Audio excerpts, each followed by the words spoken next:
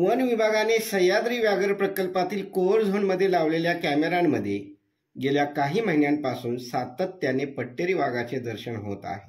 ही बाब जरी पर्यावरणाच्या दृष्टीने अत्यंत आशादायी असली तरी चांदोली अभयारण्यालगतच्या गावांमध्ये मात्र या वाघाच्या ऐकू येत असलेल्या डरकाळीमुळे येथील ग्रामस्थांमध्ये काहीसे भीतीचे वातावरण पसरले आहे।